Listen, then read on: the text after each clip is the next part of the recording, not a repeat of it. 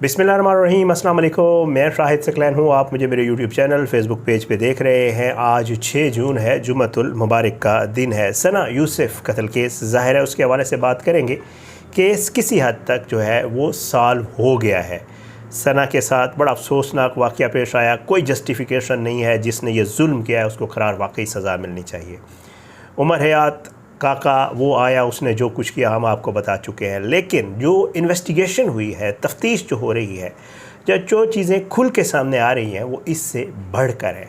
और मैं ये समझता हूँ कि बहुत अच्छा हो गया जो मामला हुआ कि जी उसको पकड़ लिया और पुलिस जो है जुडिशल हो गया है, उसकी शिनाख्त हो जाएगी। लेकिन इस मामले को प्रॉपर मज़ीद इन्वेस्टिगेट होना चाहिए, क्योंकि ये मामला इस तरह बिल्कुल सादा नहीं है जिस तरह हमें नज़र आ रहा है। मुझे कुछ चीज़ें पता चली हैं जो मेरे ज़राए से पता चली हैं, वो आज की इस वीडियो में मैं आपके साथ शेयर करूंगा कि जी ये मामला जो है वो आगे बढ़ता हुआ नज़र आ रहा है। और अगर तफ्तीशकारों ने इसकी तफ्तीश को वसी किया, जो कि मुझे लग रहा है इंशाअल्लाह ज़रूर होगी, तो बहुत सारी और भी ऐसी चीज़ें खुलकर सामने आएंगी जो आपको हैरान कर देंगी। आज की इस वीडियो में ज़रा एक तो जो सना की CDR है, जो चीज़ें सामने आई वो आपके साथ शेयर करेंगे। दूसरा, सना ने जो है वो अपनी वालदा को ख़ुद बाहर भेजा था, और ये मैं नहीं कह रहा, ये सना के वालिद कह रहे हैं, वो आपके साथ शेयर करना है।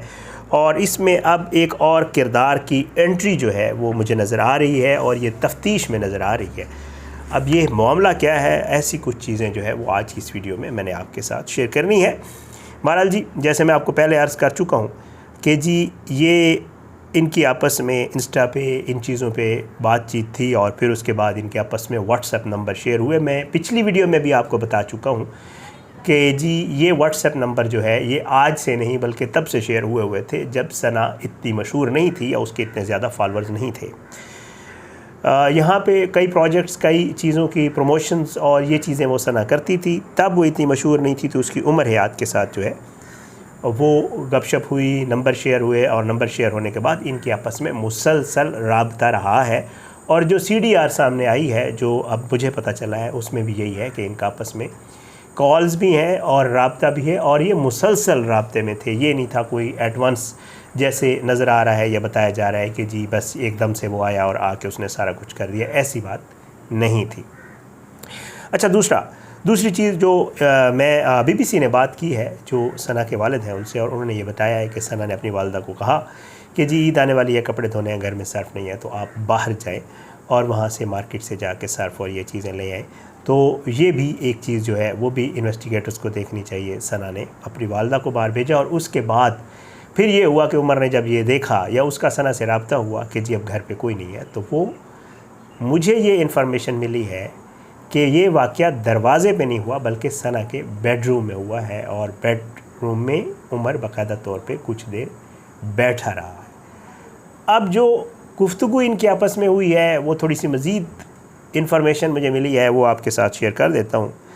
बताया ये जा रहा है कि जी ये उमर जब अंदर आया तो इसने सना से ये कहा कि जी मुझे तुमने इग्नोर करना शुरू कर दिया है, तुम मुझसे पहले राब्ते में थी, अब तुम्हारा फ़लाँ के साथ ज़्यादा राब्ता है, तुम उनके लिए प्रमोशंस भी करते हो, उनसे राब्ते में भी रहते हो, लेकिन मेरे साथ जो है तुम्हारी बातचीत गुफ्तगू उस तरह नहीं है।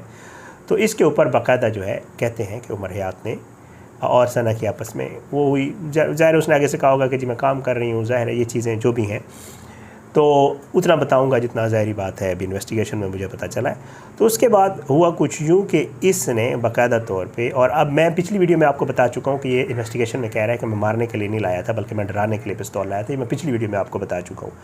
अब ये इन्फॉर्मेशन सामने आ रही है कि जी इसने उसको बाकायदा तौर पर उससे मोबाइल फ़ोन मांगा और उसे कहा मुझे अपना मोबाइल फ़ोन दिखाओ, तुम किससे राब्ते में हो। उसके बाद जी मोबाइल फ़ोन छीनने की कोशिश हुई, तल्ख़ कलामी हुई, और जो है इसने फिर ज़ाहिर है जब तल्ख़ कलामी हुई और बात बहुत आगे बढ़ी, तो इन्फॉर्मेशन मुझे ये मिल रही है कि उसके बाद ये वाक़या हुआ। इसकी फूफो को इल्म नहीं था, वो साथ थी। इसके वालिद भी यही बता रहे हैं कि जी वो साथ वाले कमरे में थी, उसने ये सोचा कि पता नहीं क्या हुआ है। जब वो आई तो इस लड़के ने उसके ऊपर पिस्तौल ताना, और फिर उसके बाद ये वहाँ से फ़रार हो गया। वो बेचारी नीचे गई, लोगों को बुलाया उसने, कुछ नहीं हुआ, और फिर उसके बाद ये सारा वाक़या पेश आया। अच्छा, अब उसके बाद तीसरा किरदार जी, अब पुलिस इसको इन्वेस्टिगेट करेगी। ज़ाहिरी बात है कि बहुत सारी ऐसी चीज़ें इस केस में सामने आ रही हैं कि पुलिस ने, मैं आपको एक और इन्फॉर्मेशन दे दूं कि पुलिस ने सना की 2 सहेलियों से भी इन्वेस्टिगेशन की है, बाकायदा तौर पे उनसे कुछ सवालात किए हैं और वो लिंक्ड हैं इस मामले से। अब वो क्या सवालात किए गए हैं, क्या कुछ है, इंशाअल्लाह ज़रा थोड़ा सा मैं अगली वीडियो में, किसी और वीडियो में आपके साथ शेयर करूँगा, क्योंकि ज़ाहिर है हम, जैसे मैं आपको पहले अर्ज़ कर चुका हूँ, उतना ही बताते होते हैं जिसका फिर तफ्तीश के ऊपर और इन चीज़ों के ऊपर असर ना पड़े। तो मुझे ये पता चला है कि 2 लड़कियों से, 2 ख़वातीन से भी जो है वो इन्वेस्टिगेशन की गई है। अच्छा, अब जनाब उसके बाद जी एक चीज़ और आपके साथ शेयर कर दूं कि जी ये जो काका है जिसने ये सारा कुछ किया, और उम्मीद है इंशाअल्लाह उसको करार वाकई सज़ा ज़रूर मिलेगी, क्योंकि कोई जस्टिफाइड नहीं है, किसी को ये हक़ नहीं पहुंचता कि आपको कोई आपके साथ ताल्लुक़ ना रखना चाहता हो, कोई आपको ना करे या हाँ करे, वटेवर, कि आप ना करने की, रिजेक्शन की बेस के ऊपर। मेरा ख़्याल से मैं अक्सर कहता रहता हूँ अपनी वीडियोज़ में कि हमें अपने बेटियों के साथ साथ बेटों को भी ये समझाने की ज़रूरत है कि ये मामला जो है, और हमें ज़रूर समझाना चाहिए कि रिजेक्शन जो है अगले की मर्ज़ी होती है, उसकी अपनी लाइफ होती है। हो सकता है वो आपको पसंद ना करता हो, किसी और को पसंद करता हो, तो इसका ये मतलब हरगिज़ नहीं होता कि आप इतने जज्बाती हो जाए कि आज खुदा न खास्ता अगले की जान ले लें। ठीक है, वो आपके साथ पहले अगर ताल्लुक़ में थी, उसका रब्ता था, वो आपसे रब्ता नहीं रखना चाहती, तो सो व्हाट, आपको कोई हक़ नहीं पहुंचता कि आप खुदा न खास्ता किसी की जान ले लें या किसी के साथ इस तरह का मामला कर लें। अच्छा, बताया ये जा रहा है कि जो काका है उसके फैमिली में प्रॉब्लम्स थे। एक तो उसका एक भाई था, क्योंकि ये काका लोग फैमिली में 4 लोग हैं जो मुझे पता चला है, और उसमें ये है कि एक वालिद है, 2 बेटे हैं और एक इनकी वालिदा थी। वालिदा के हवाले से मुझे पता चला शायद वो अब हयात नहीं है। अच्छा, इसका एक भाई था जो इससे बड़ा था, उसके हवाले से भी अब इन्फॉर्मेशन ये आई है कि उसने भी ख़ुदकुशी, सुसाइड की थी, और वो भी इसीलिए की थी कि उसको किसी ने रिजेक्ट किया था। उसने बाकायदा तौर पे मोहब्बत में नाकामी के ऊपर ये जो गंदम में रखने वाली गोलियां होती हैं, अमूमन देहातों में मौजूद होती हैं, बहुत सारे आपने भी सुने होंगे कि जी उसने गोलियां खा के ये सारा कुछ कर लिया, उसने वो खाई थी और उसके बाद उसने अपनी जान ले ली थी। साइकोलॉजिकल एक मामला है, ज़ाहिरी बात है कि घर में ऑलरेडी एक काम हो चुका है, वालिदा भी नहीं है, वालिद और ये थे, और अब वालिद बाकी बच गए हैं, ये जेल चला गया है।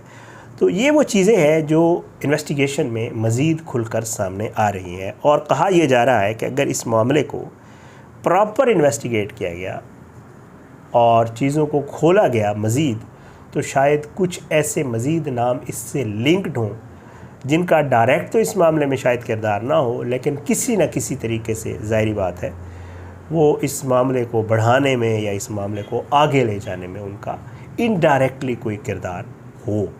ये सारी चीज़ें खुली हुई हैं, अब इन चीज़ों के ऊपर मज़ीद इन्वेस्टिगेशन हो रही है।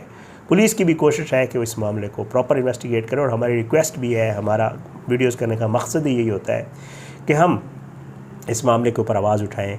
आज सना के साथ ये हुआ है, कल किसी और बच्ची के साथ ऐसा ना हो। नूर मुकद्दम वाला केस पिछले दिनों आपने देखा होगा, शुरू से हमने उसको कवर किया था, अल्लाह का शुक्र है सुप्रीम कोर्ट ऑफ पाकिस्तान से भी जो ज़ाहिर जाफ़िर है उसकी सज़ाए मौत बरकरार थी, और इस केस को भी होना यही चाहिए, या कोई भी केस हो जिसमें किसी मज़लूम के साथ जुल्म हुआ हो। सना मज़लूम थी, उसके साथ ये जुल्म हुआ, तो उसके भी लिए भी आवाज़ उठानी चाहिए, और उसके जो कातिल है उसने जो कुछ भी किया है उसको मंतकी अंजाम तक पहुंचाना चाहिए, और इसके आसपास जितने भी मामलात हैं या जितने भी फैक्टर्स हैं जिन्होंने ये किरदार अदा किया इस मामले में, उनको भी ज़रूर इन्वेस्टिगेट होना चाहिए। कुछ चीज़ें मेरे पास आई थी, मैंने कहा आपके साथ शेयर कर दूं, कुछ मज़ीद चीज़ें भी हैं वो भी इंशाअल्लाह आपके साथ शेयर करेंगे गाहे बगाहे।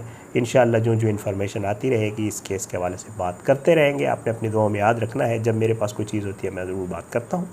अल्लाह हम सबको अपनी ज़ुबान में रखे, अल्लाह हम सब पे अपना रहम करम करे, अल्लाह हमारे बच्चों को अपनी ज़ुबान में रखे, और बारहा कहूँगा कि अपने बच्चों को, बेटियों और बेटों दोनों को इन चीज़ों के बारे में ज़रूर समझाया करें।